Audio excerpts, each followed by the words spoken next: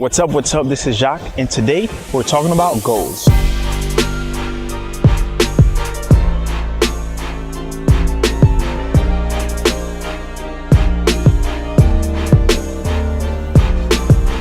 Today's question comes from my homegirl, Shareece, and the question is, how do I go by executing my goals? Now, that's a very popular question that I get all the time. It's a question that we all think about all the time. I mean, with the world of social media and digital and mobile phones, we have so many things that we want to do and accomplish. Some of us want to lose weight. Some of us want to start a business. Some of us want to go back to school. We all have these things that we want to do, all these goals. Some of us want to write a book, whatever the case may be. Now, in the beginning, I used to be very unrealistic, if you say, right? There are so many things I wanted to do, and I just dove in head first and I started doing it. But eventually I realized there was a strategy, there was a way to approach every single goal that you have in life to help you actually execute them. And let me share that with you. So, Shareece, the first thing is, and I'll break it down into a few steps. So the first thing is, whenever you have a goal, a thing you're trying to accomplish, I would say first, break it down to what they call a SMART goal. That's S-M-A-R-T. So what SMART stands for, top of my head, I think it's specific, measurable, achievable, that's the A. What is it? Achievable, realistic, that's the R, and time-based. Okay, perfect. So specific, yeah, you get what I said, right? So make sure it's a SMART goal. What that means is, let's say now, for example, somebody's trying to lose weight, right? In the past, me specifically, weight has been a thing because I've gained and lost weight many times over the last few years. And having recently lost 10 pounds just a couple months ago, I follow the same exact thing, which is, in the past, I used to say things like, I'm going to the gym, I want to lose weight, and that's it. That's not a SMART goal. That's just a goal, right? It's just a wish. But to make that a SMART goal, you may say, I want to lose 20 pounds in the next 2 months, right? So let's break it down. Is it specific? Yes, it is 20 pounds in 2 months. Is it measurable? Yes, because I can break it down in 1 month, I could lose 10, and half a month, I could lose 5. So it's measurable. Is it achievable or attainable? Yes, very realistic. It's not like I'm trying to lose 300 pounds, right, in 2 months, something like that. Is it realistic, which is the same as earlier? It is realistic, it is possible. And lastly, does it have a time associated with it?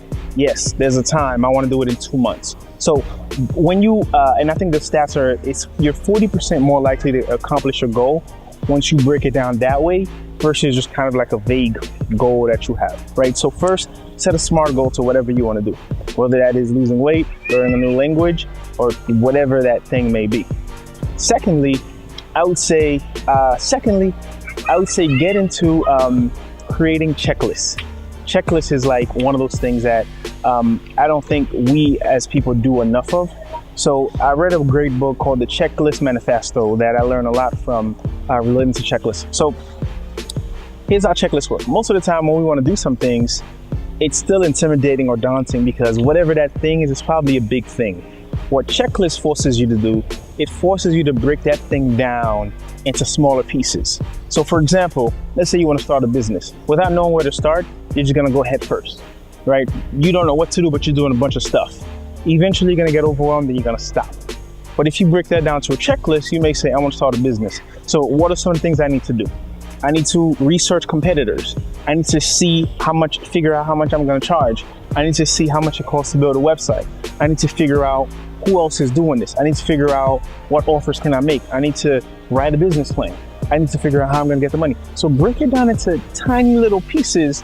That way it's easier to do. But the best thing is, what you can do with checklists is you try to create them in order so that at any given time, you're only focused on one thing at a time. Only one thing at a time. So obviously we're talking about checklists here, but for business, but this is also, this works for everything else you want to do. So for example, back to the weight losing scenario, right? You want to lose weight. Maybe you don't create a checklist as a to-do list, but you create a weekly checklist or a monthly checklist. For example, let's say on a weekly basis, your weekly checklist for losing weight is, I want to go to the gym 3 times a week. I want to work on my legs 2 times a week. I want to eat salad 4 times, right? Whatever that thing is for you, using checklists to help you stay on track. I've used checklists with every single one of my companies, every single one of my goals, every single one of my endeavors, and it has worked beautifully. So first, set a SMART goal. 2, checklist. The third thing is simple, but just get started. Just get to it, right? Obviously, sometimes that's easier said than done. So I'm gonna tell you a little rule that I've been using the last few years to help me get started. Side note, it started raining, but I'm gonna keep going. So anyways, getting started. The way to get started is, there are a bunch of strategies, right?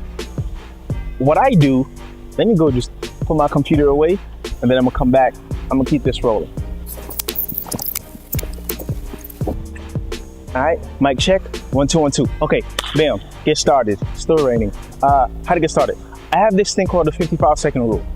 This is how it works. I use it for when I feel like I don't want to go to the gym, or when I'm too scared, or I don't want to start something new, or something is intimidating, whatever the case may be. Please, it's really raining. Okay, so this is what I do.